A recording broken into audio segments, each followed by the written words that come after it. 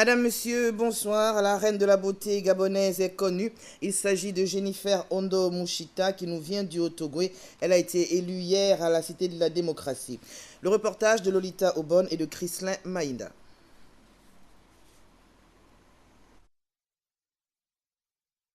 Voici la Miss Gabon 2013. Du haut de ses 1,72 m, âgée de 20 ans, élève en classe de terminale au lycée Mbélé, Mademoiselle Jennifer Ondo Mouchita a été élue reine de la beauté gabonaise pour l'année 2013 parmi les 18 candidates en course à la finale de Miss Gabon. Originaire de la province du Haut-Togo, elle succède à Marie-Noël Ada, Miss Gabon 2012. Je suis très heureuse d'avoir participé à cette élection et je suis très fière d'avoir gagné. Je ne sais rien, je compte faire beaucoup de choses, notamment représenter la beauté de la femme gabonaise à l'échelle internationale. Pour la société gabonaise, je compte me donner à fond, être auprès de tous les Gabonais, parce que je suis la Miss de tous les Gabonais.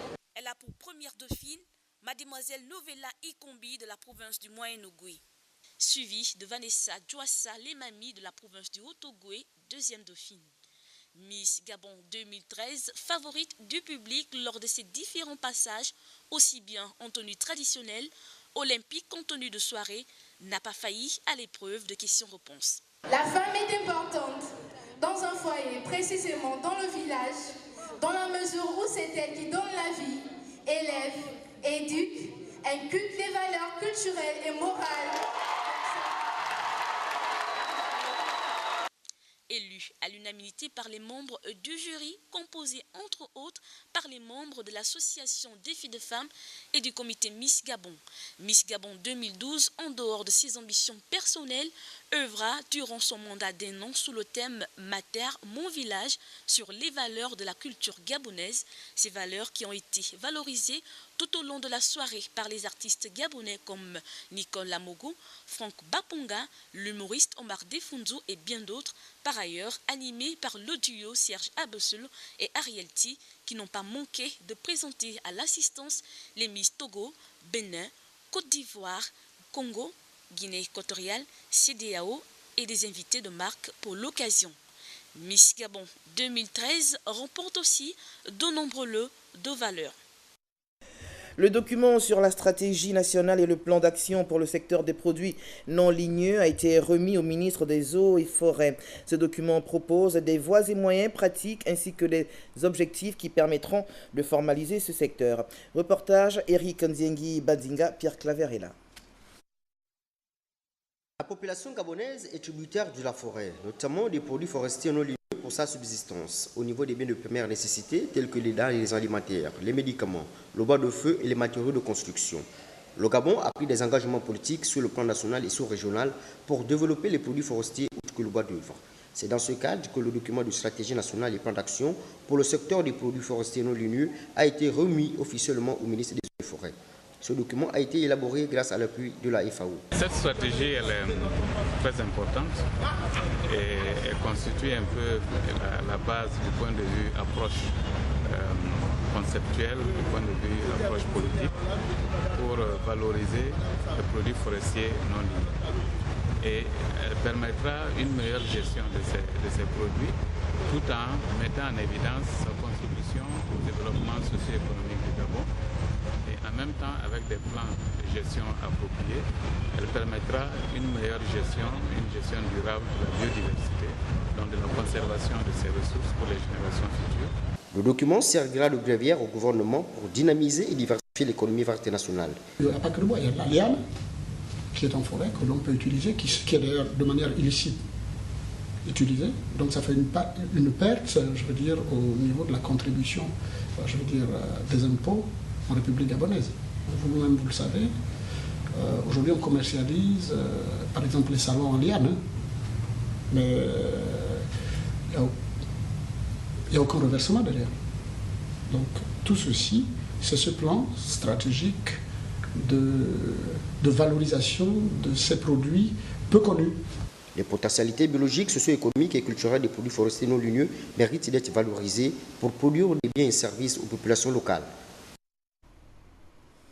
Les élèves gabonais se joignent au deuil des États-Unis suite à la fusillade de Newton.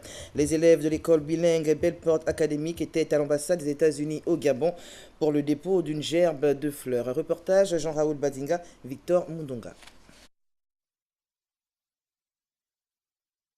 Nous sommes venus ce matin au sein de votre enceinte pour compatir à la douleur de tuerie de Newton aux États-Unis. C'est pourquoi nous déposons ces gerbes de fleurs en mémoire de nos enfants. L'Amérique était touchée par ce drame de Newton, des élèves et éducateurs assassinés par un tueur embusqué.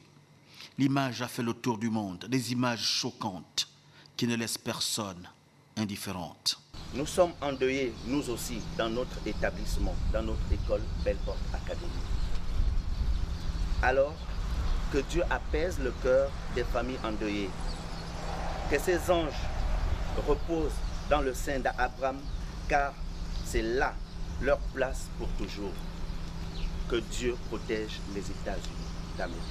À l'ambassade des États-Unis, au Gabon, le drapeau est en berne. Et l'école privée bilingue Belport Academy se joint à la douleur. Notre prière pour les parents des disparus est que Dieu vous console de cette perte cruelle. Des élèves sont arrivés déposer des gerbes de fleurs, des moments émouvants de devoir de mémoire. Merci beaucoup pour les cadeaux. Les enfants aux États-Unis, s'ils savent que les choses que vous faites maintenant avec votre classe des élèves, elles vont être très heureuses de savoir la connexion entre vous et entre eux. Merci beaucoup. C'est très gentil. L'Amérique a pris note. Ce type de tragédie est incompréhensible et ce type d'action que les enfants gabonais ont fait ici aujourd'hui, c'est un symbole pour l'avenir, pour le lien entre les jeunes gabonaises et les jeunes américaines. Et nous allons faire ce que nous pouvons faire pour communiquer ce qu'ils ont fait ici aujourd'hui. L'Amérique a laissé venir à elle les petits-enfants gabonais.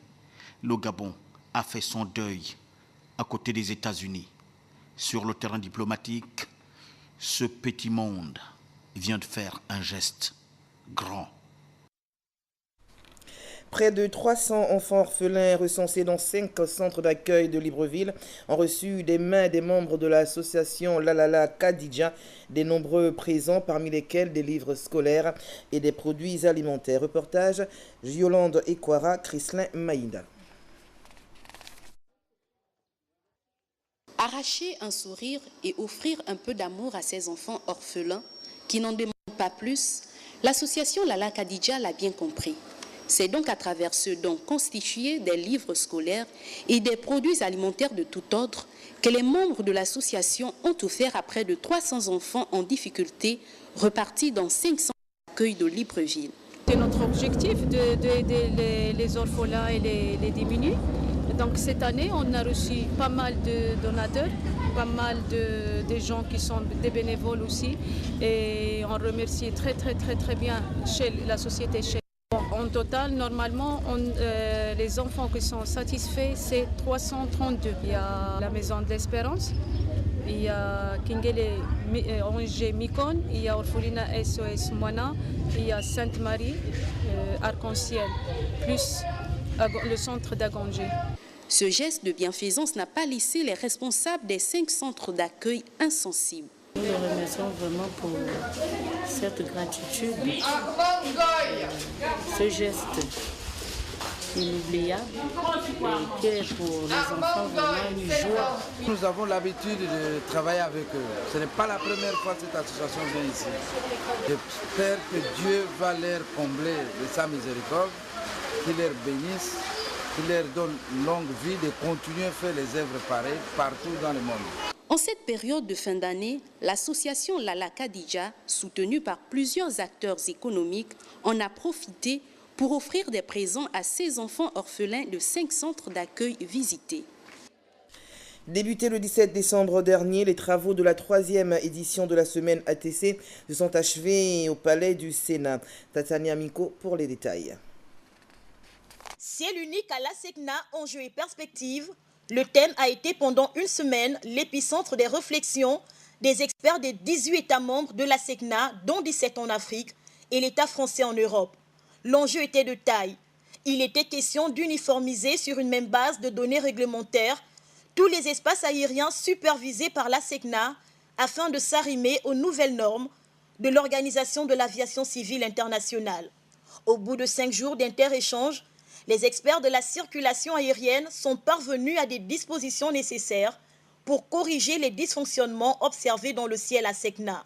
Vous devez donc sans délai établir des plans d'action et adopter une approche pédagogique participative non exclusive grâce à un management de proximité qui engagera l'ensemble de vos équipes dans la démarche de ce changement devenu incontournable.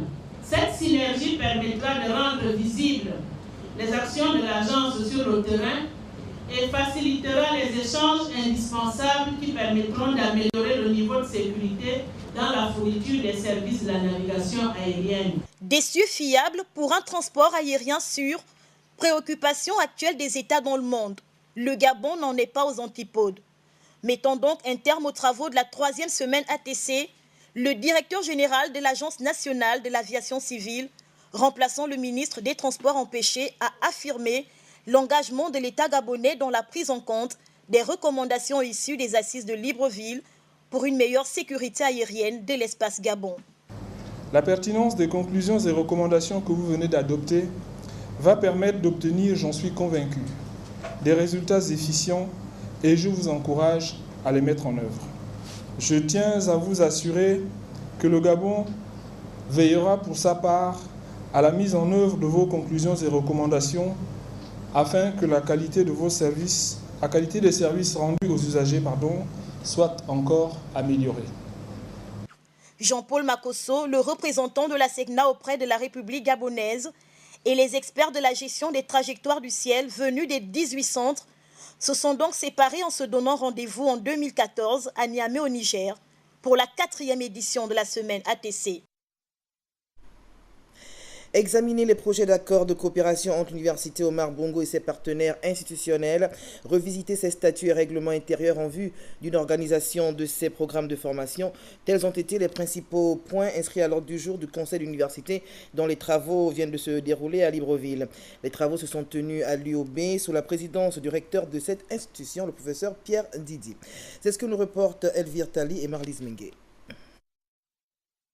Cette réunion de travail à laquelle ont pris part l'ensemble des responsables des différents départements de l'Université Omar Bongo et représentants des étudiants s'est voulu le lieu d'échange pour discuter des questions d'ordre académique et scientifique. 3 principaux points ont figuré à l'ordre du jour, notamment les offres de formation, la création des centres de recherche et la nature des conventions signées avec les grandes écoles internationales.